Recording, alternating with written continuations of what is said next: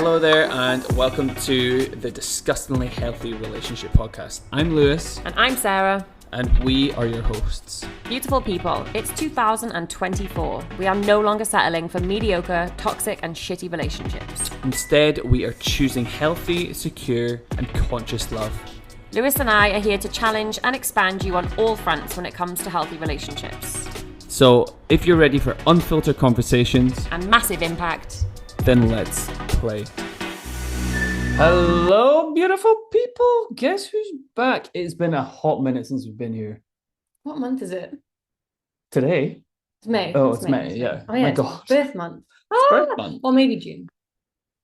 Anyway, we are back, guys. We thought we were feeling really inspired today and have been for the past couple of weeks. And we've been putting off doing another podcast, but it's just one of those things. It's just been pushed to the side. But now we're going to try and prioritize it as best we can for the next couple of weeks until baby comes. So we've got a hell of a lot to fill you in with. And also, like, the reason that we... Oh my God, have we just making excuses for why we haven't been? Yeah, we have been. But also, like, I'm on maternity leave now. So that's why you had some... Well, I've had more mental space anyway, because work was just horrendous and very consuming. And also, yeah, basically this whole episode is going to fill you in on what the hell has been going on. I'm sure most of you, if you follow us on our personal accounts, will have seen that we are currently navigating visa struggles and are potentially going to be, oh, I said that funny, potentially going to be deported, so to speak. Like, that's, yeah, in essence what will happen if we don't secure permanent residency by August. And baby's due in 3 to 4 weeks. Yeah, like our due date's 19 days. Yeah, in 19 days. So less than 3 weeks. But yeah, baby will come in a week. They'll come in 5 weeks. Like, they will come when they're ready. But yeah, it's fast approaching. Yeah, awesome. Let's start from the start then, because our last episode, I think we just got pregnant. Or we were maybe a couple weeks off being pregnant. No. We recorded in like January, February time. We were very much pregnant. Oh, never mind me then. Never mind me. Probably at least get ourselves up to date with where we've got everyone else up to date with. Absolutely. But no, everyone very much knows we're pregnant. Yeah, we do. Yeah, they do. We do. My gosh. I hope you do. My head's up my arse. It's happening. I've got dad brain. Oh dear. Yeah. Between that and my baby brain, that's not good. Yeah.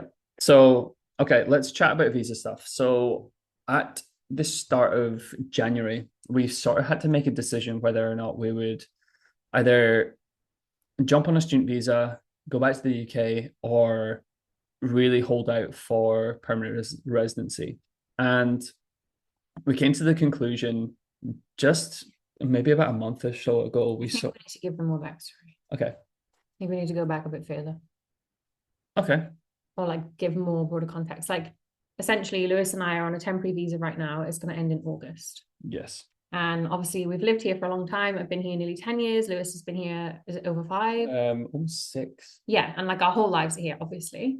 I've spent most of my adult life here.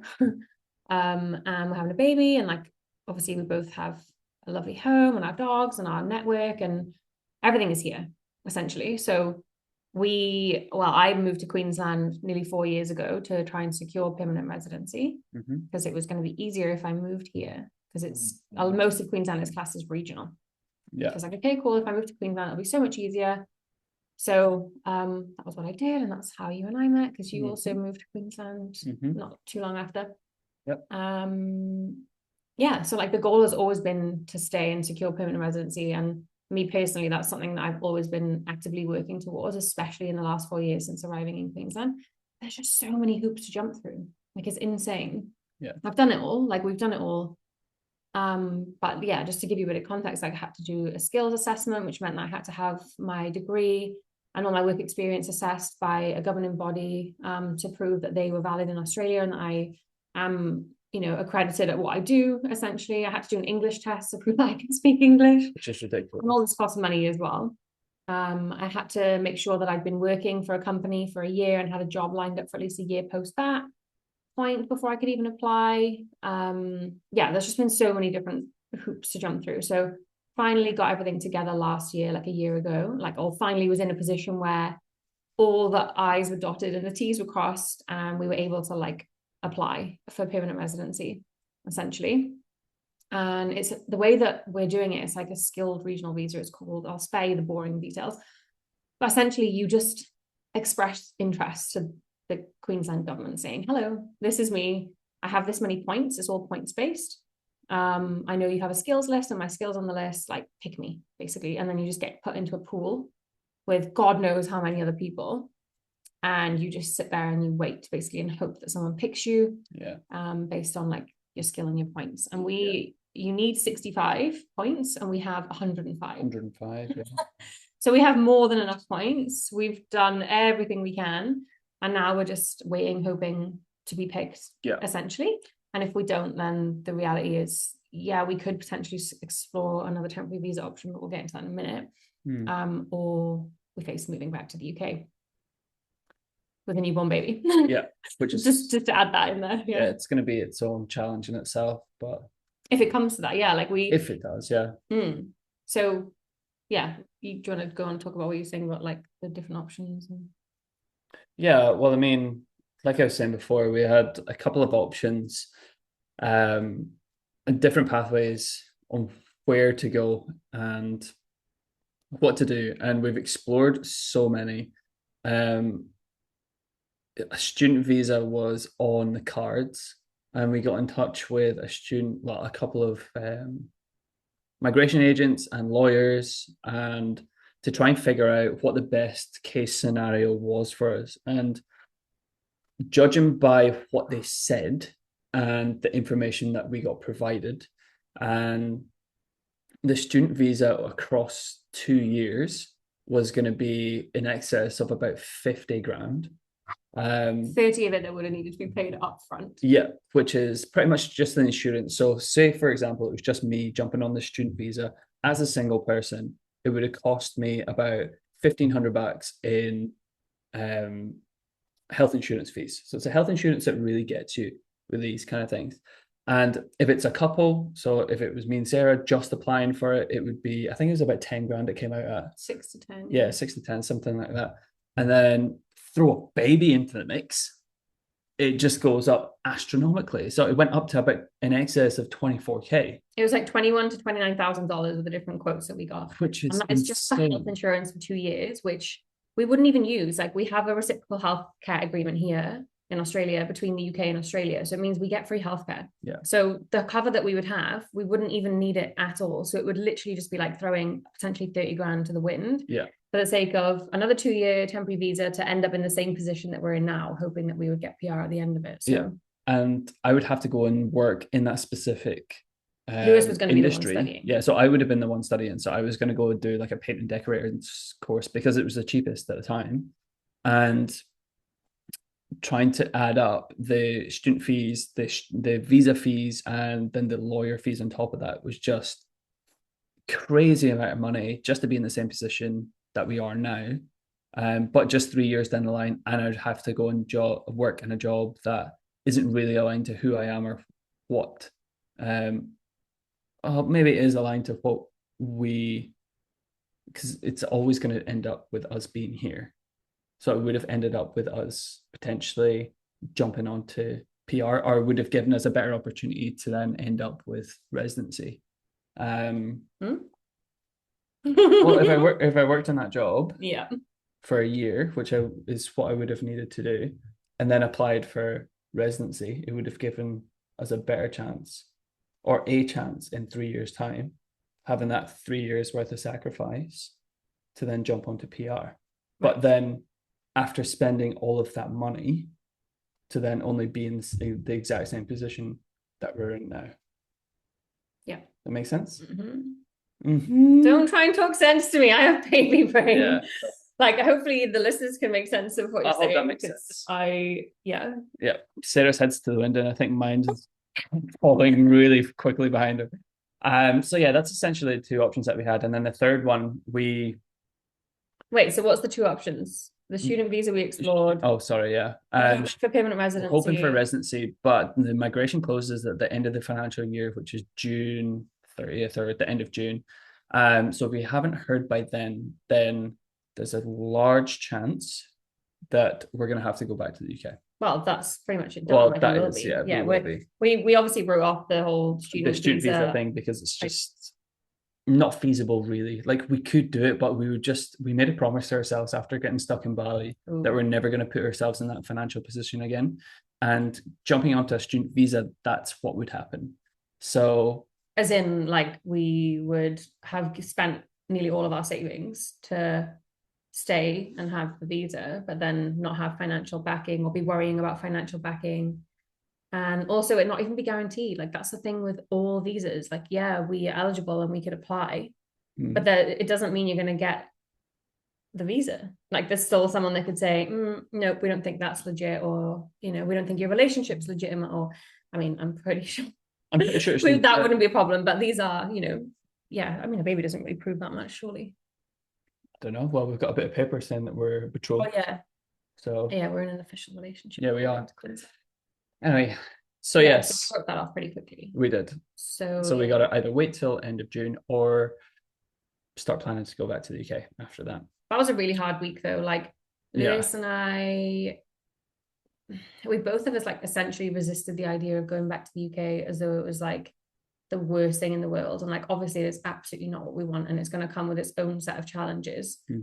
But we were really set on staying. So we were like, doesn't matter, like we'll make the student visa work. But then like as time went on, there just kept being like more and more hurdles. Like my work were being really unsupportive of me coming back part-time. If we went on a student visa, they were saying it wouldn't be an option. So then I was like, okay, well, that would actually leave me unemployed after maternity leave. Obviously, like the cost of it all was like a barrier. We were like, oh. And then we spoke to another migration agent who told us that like something stupid like 60 or 70% of student visas were being declined at the minute. Yeah, which absolutely wasn't true, because then we don't know. Like in her experience, maybe. But there were just all these hurdles that kept coming up, and we were like, we sat down and had like a really real talk, didn't we? We were like, are we missing something? Like, are we ignoring something really obvious here? And if you think about it, like we got stuck in Bali. It was really hard for us to come back to Australia on our current temporary visa.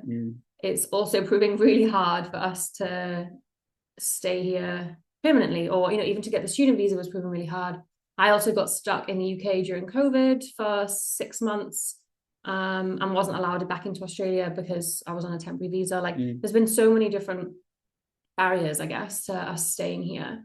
So we had a really difficult conversation, and we're like, are we actually not going to be here? Yeah. And like we know that this is where we want to be, this is where we want to end up, and we know that we will end up here, but we just have this feeling like, imagine we have this path and like we're here, you know, at the start, and then at the end is permanent residency, and the path that we see ahead of us, or what we think is the path, is like, you know, us going on a student visa and then getting PR, or us getting PR this time round, and we think that's the path. But the universe is like, that path has a cliff and you're going to fall down and you're never going to get PR. Like you actually have to go around and take this other path, even if that means like going back to the UK for a few years before you reapply, or, you know, applying from the UK. Yeah. Like that's the only way that you're actually going to get PR. You actually have to take that path. So we were like, you can't deny that we're being essentially shoved down a different path, or pushed or kicked or like launched, whatever you want to call it. Whatever descriptive word you choose, we are getting, you can't deny it, tugged back to the UK somehow. And unless we get permanent residency, which is obviously what we are still fighting for, like we will get to the petition in a sec. But you can't say we haven't done everything in our power at this point. So if we don't get permanent residency this time, then we know that we are going to not be here for now.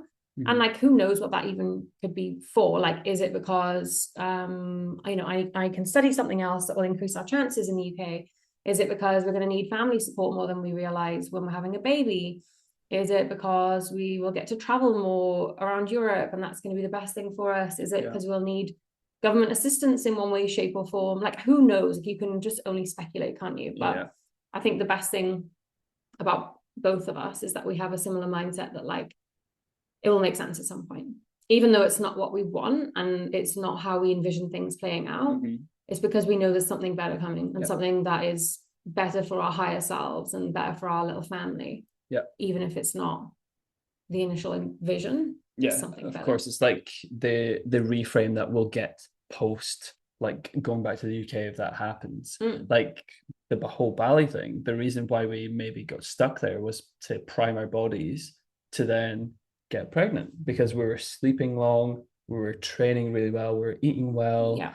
and it was just everything in one. And then all of a sudden we came back to Australia and fell pregnant, which is amazing. And I'm like so grateful that our bodies are able to do that. Yeah, without and we took that time to do it. stress, yeah. But and also like, at the time, it was super stressful. Yeah. Because there's so much uncertainty. We couldn't make sense of it. No. Yeah. Like, why is this happening? We know it will make sense at some point, but why? I want to know now. And now, looking retrospectively, we can understand why. And also, I think there's more to it than that. It's like when we were stuck in Bali, we thought that we were actually going to have to go back to the UK to live for a while. Like, remember, we were actually like planning what jobs would we do, where would we live? Like, we thought, oh my God, if our Bali visa runs out and we haven't got our Australian one, well, we're going to have to leave Bali. Where else will we go? Well, we'll have to go back to the UK. And that seemed awful because it was going to be like so unplanned, so unprepared. Yeah. We weren't even sure what we were going to do with our apartment, with our dogs, with our jobs, but we were like, it's probably the only option we've got. So it felt really like awful. Like, it just felt like it was thrown upon us and we had no control over it. It's because it wasn't our choice. Yeah, right. So with that happening, now when you look at our circumstances now, where we have got time, we are mentally preparing for the idea of going home. You know, we would have time to pack and ship the dogs and, you know, wrap up our lives here. It wouldn't be as sudden. It doesn't seem as bad now because it was almost like the rug was pulled under from us much quicker and in a much scarier, harsher way in Bali if we had to go back to the UK from there than it is if we have to go back to the UK from here at the end of our visa. For sure. So yeah, that would be another thing, I guess, like looking back at that time in Bali, why that had to happen. It's like made this seem more manageable and also like taught us that we can handle anything as a couple too. Yeah, we can. Like, if we can handle being stuck in Bali for 2.5 months, literally no idea when it was going to end, with our dogs here, running out of our savings, our jobs are waiting for us, like, then we can handle, you know, moving back to the UK. And like it depends on how you frame it, doesn't it? Like, like we've both been trying to reframe the positives that could come out of going back to the UK, and that's, you know, having a lot of family support around us with a newborn baby. That might look like, for me, living in a new country, I've never been to Wales before. Lewis has never even been to Wales, so which is where we decided if we have to go back home where we would live. Yeah, he's never been. So actually, Lewis isn't even going home. He's still traveling. I'm still traveling potentially if we go back. So yeah, it's like we're reframing it as a new adventure and more accessibility, especially in the likes of travel, because both of us love traveling, and the thought of going on a road trip around Europe with our newborn baby and the dogs sounds unreal. Yeah, and like just being able to pop there as well without it being a big trip, like just being able to pop there for a weekend. Like, I seen a reel of a guy, right? He refused to pay £36 for a haircut, booked a £15 flight to Marrakesh in Morocco, got a £1 haircut, flew back. There you go. Crazy. Yeah, I'll be looking better. It's insane. Oh, thank Christ. Yeah. So above everything, Lewis is going to have good haircuts, everyone. Yeah. If we have to go back to the UK regularly, make sure you check his photos, and if he ever looks like he doesn't have a sick skin fade, then please call him out. Yeah, please call me out. He should have been flying to Marrakesh for 15 minutes and getting call me out. Give me compliments. I want to be inundated with nice things. Thank you. Okay. Anyway, yeah, we've been trying to really reframe it. Like, you can look at it in a really negative way. Okay, like, here's the worst case scenario. So, oh my God, we have to go back to UK. It's going to be like going into winter, if not winter already. It's going to be so cold. Everyone's miserable and depressed. The dogs are going to fucking hate the cold. It's 21 degrees here now, and Finley's shivering his head off all day, every day. Like, a true story. We are going to be homeless. We're going to be jobless. We're going to be carless. Like, what else? We're going to have spent a lot of money getting there. We're going to really struggle to find a private rental because neither of us have had an income in the UK for a decade. Yeah. I'm not going to be going to work because I've got a baby. So how am I going to get an income to then get a rental? Like, you can paint it in the worst way. Yeah. You really can. But knowing that everything is figure outable, and if we work as a team, which we already know that we work great as a team, we can achieve anything that we set our mind to. So just like reframe your thinking to start 100%. before you've even got there. It's like, okay, yeah, it'll be cold, but it's actually coming up to Christmas. We would get to spend baby's first Christmas with our families. In the UK. Christmas is such a lovely time in the UK. The build up, the excitement, the anticipation, the markets, the hot chocolate, the ice rinks, the shopping. Like that's really actually special. Such a lovely time. My birthday's in November, so I get to spend birthday with family. We get to spend time with like your grandparents who are still around. Yeah. And we'd have the support of the government if we really needed it. Like if I was staying on parental leave a bit longer, we have no government support here. We would have that in the UK. Yeah, we would. I'd be able to access financial support to study again if I did want to do another master's. Whereas here I'd have to pay 40 grand up front every year to do a master's. I wouldn't get any like student loan or anything like that here, whereas I'd get that in the UK. I feel like there's so close to Europe. We can go to Europe holidays all the time. Like there's just you just however you look at it is going to really ultimately define your experience. So of course we're going to choose to look at it in a way that makes us feel a little bit more excited if that's where our journey is taking us. Because I guess if you look at it the first way that I said it, how do you think we're going to feel then? We're going to feel demotivated, stressed, anxious, worried, unhappy, just miserable. But if you frame it in the second way that I just talked about, it's like, okay, I actually could feel a bit excited about that. Baby's first Christmas with family, like how fucking cute is that? I know. I've said to you a few times actually that I'm getting around to the idea. But you almost get to the point where you're like, you want now. I know. And that's fine. Like I want to stay. That is ultimately our goal. But it's like to stay. Sure. But it's like if we are going to have to go home, let's at least look at that in a positive way. And like we know staying, you can do the same with staying as well. If we stay, we have no government support. Like we have no family support. Like you can frame your life however you want to frame it, right?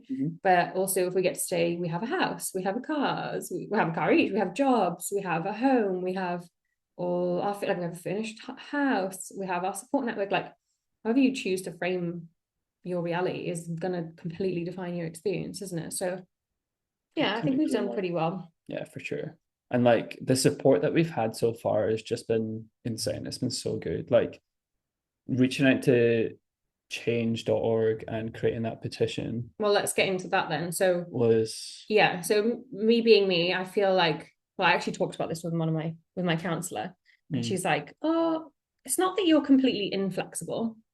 She says you are really flexible, but you just have to have exhausted all avenues, and then you can really truly let something go. And I was like, okay, I guess that applies to like all areas of my life. Like even with dating and relationships, like I've always exhausted every avenue in a relationship before being quite happy to go, okay, I tried, see ya. Like same with everything. So like with this whole visa situation, I was just sat at work one day and I was like, there must be something else. There must be something else. Like, surely there's something else we can do. Who else can we speak to? And then I remembered that I'd seen this girl probably about a year ago. She had created a petition that was circling social media, and she was almost in a similar position to us, essentially. And it just like came to my mind by asking the question, there must be something else I can do. Bing! Little light bulb moment happened. So I quickly searched her on social media to see like what had happened. Had she got an outcome? What was his story? Was it really like ours or not? And found that she actually had been offered the permanent residency visa that we're waiting for.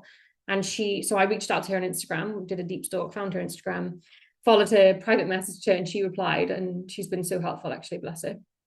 But yeah, she said that she genuinely thinks that because of the petition that she did, that really supported her case and actually got her the offer. And she got her permanent residency offer the day before her visa ended. No, a week before her visa ended, the day of her birthday. That was it. Which is crazy. Yeah. So obviously we would never want it to get to that, because by that point we would have packed up and sold everything and probably even shipped the dogs back to the UK. Yeah. They'd be gone. But it gave me hope. So I thought, oh my God, I'm going to do a petition. So I texted Lewis that day, like, baby, I'm doing a petition. And he's like, okay, cool. Whatever you need to do, just get it out of your mental tabs. Yeah. So I get it done. I created the petition, and then all of a sudden it just, on change.org is who we did it through. And all of a sudden it just started getting like so much traction. Like all our friends were sharing it. And like, how nice did that feel? So both of us felt so supported, very seen. We had people reaching out to us, asking how things are going and if they could help. Yeah. We had people donate to help share it even more and get more eyeballs on it. Like, it was incredible. Like, so grateful for the people who contributed and signed signed and shared. And like up until that point, it was literally just Lewis and I like applying for or submitting our expression of interest to Queensland government saying, hello, this is our points, we want to stay. Like it just felt really lonely, and you're just like kind of waiting in limbo, like, is anything going to come of this? Is anyone even seen it? Is anyone even going to see it? Like we just felt really isolated in that whole scenario. But then all of a sudden to have like thousands and thousands and thousands of people from Australia and all around the world supporting our case and signing the petition, we were like, oh my God, we're actually not alone. Like it felt so nice. And like, even if nothing ever came of that petition, just knowing that there were so many people behind us, like that was so nice in itself. But the purpose of the petition is to essentially ruffle the feathers, I guess, of the Minister of Immigration, Tony Burke, or to just get in front of him, essentially. So the more people that sign it, obviously, the more likely he is to take it serious. Like if he realizes that, you know, there's a lot of people behind us that support our case in staying here. Then he'll be more than likely to do something with his power, you know. So, you know, a couple of months later now, what is it, maybe 4 months later? 4 months later, I think we've got about 8,500. No, 9,500. 9,500. Yeah, it's like 9,300 and something. That's so cool. Yeah, which is amazing. So again, like so grateful to everyone that has signed and shared that. Absolutely. We're gonna leave the link, by the way, in bio. So link in bio, please sign. Link in bio. If you haven't already, what the hell? Yeah, of course. Thank you. If you have already, thanks. But yeah, so we actually we had a lot of support then from like our local members of parliament. Lots of very important people like Senator James McGrath, like his office contacted Tony Burke on our behalf. Our local MP did the same. Lots of people have been like reaching out to other people as well. There's just been like this kind of togetherness support team going on in the background trying to advocate on our behalf. Yeah, it's been awesome. Yeah, which has been so nice. So we did get a response from the Minister of Immigration, Tony Burke, from his office after 12 weeks of waiting, just saying that because there's been an election in Australia, they're in caretaker mode, which means that they're not dealing with the community and the public at the moment. So we were like, oh my God, we waited 12 weeks for this reply for them to literally say, try again after the election. Yeah. Which is a little bit concerning because the election is over, government's staying the same. Yeah. But if it takes another 12 weeks for Tony's office to reply to us again, it's already too late. Yeah, it's way too late. Like our visa ends in 12 weeks. So and migration closes in less 7? About 7 weeks. Or 8, yeah.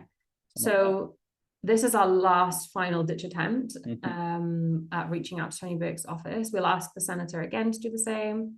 A friend of ours, Leon, he also just became our local MP. He won the election for that, which is amazing. So really hoping that he can back us again. He already did so much for us even before he was elected as MP. So yeah, hoping that with his backing, Senator's backing, and with the backing of all the amazing people at change.org, including Harrison, who has been such a legend helping us to write emails to the right people and, you know, how to update everyone on what's going on and trying to get us in touch with media outlets. Oh yeah, that's a whole other thing.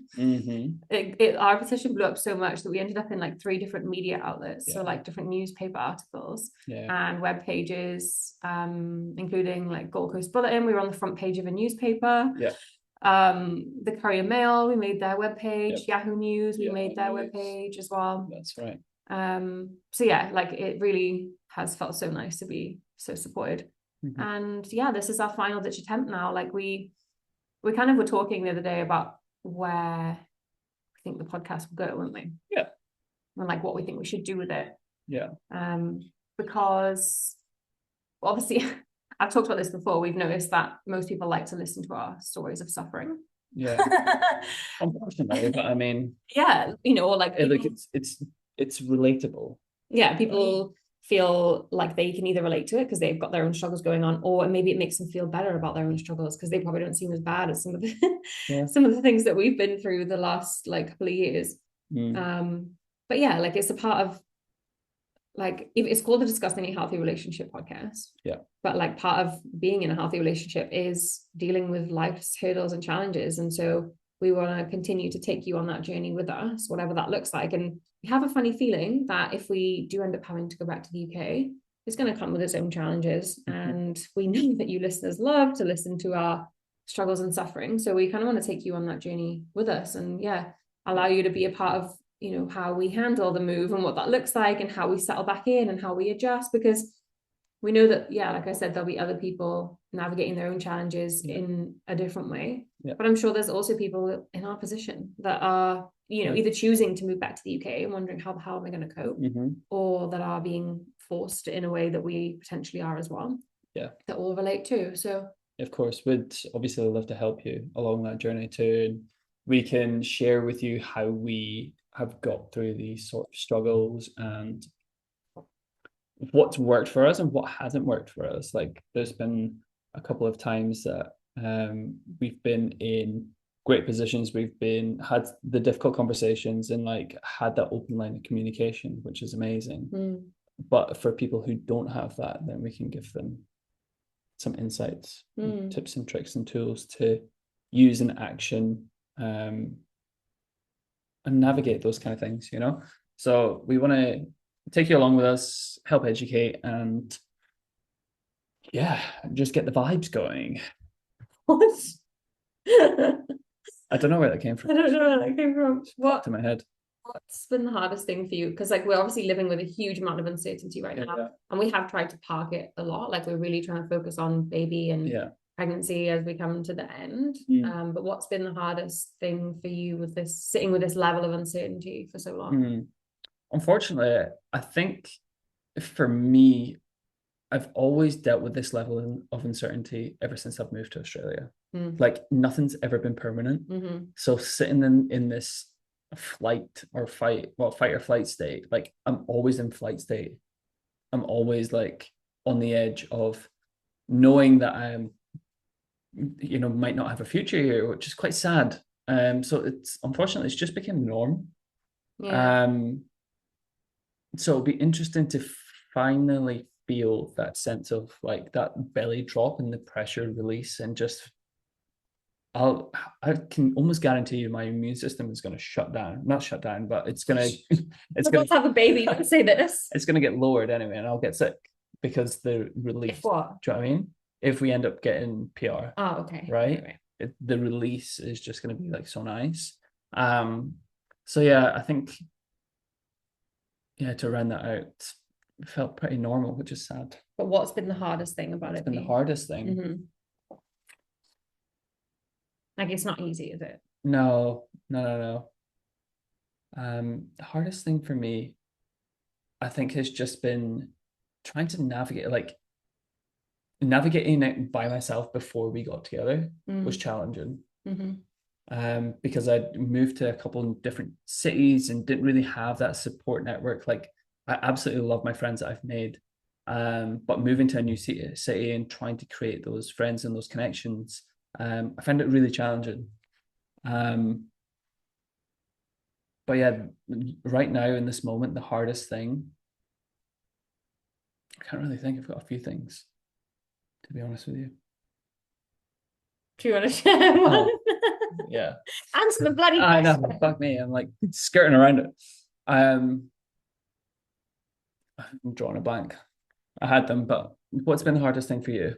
Just not being able to plan ahead. So like we have conversations with friends all the time. They're like, oh, when the baby's here, we can XYZ, or why don't we, or I've got a cot that you can have. Do you want to have this cot for when baby's 6 months old and they're going to be in a cot?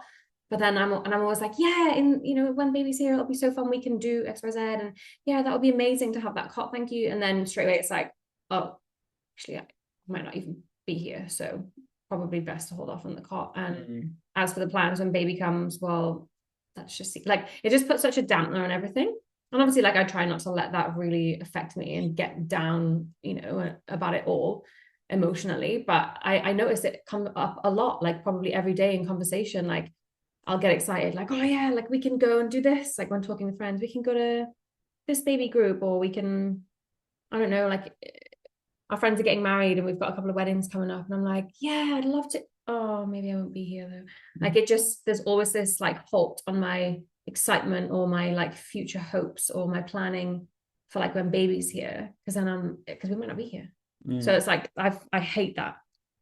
I hate it. I want to just feel the full excitement of like, yeah, I want to go to your wedding and do this with baby. And like, yes, I'd love to receive that cot from you. Like, it's a really random example, but it just puts a bit of a poo-pooer on. Yeah, you're right. On like just the ease of what it all could be. Yeah, no, I completely feel that. Yeah, just not feeling settled. I feel settled now, but it's knowing that could not be a ours reality. anymore. Yeah. Like I feel really settled now. Yeah. I've been on maternity leave for 4 weeks. So I've just been like napping. See, I feel like I'm still not settled yet. You don't feel settled here? Like in this house and stuff, yeah. But like internally, because I'm still like holding on to the fact that we might have to go. I'm like, okay, cool. I need to be like mentally prepared to do that. And I won't feel settled until I figure out, or we figure out where we're going to be at, you know?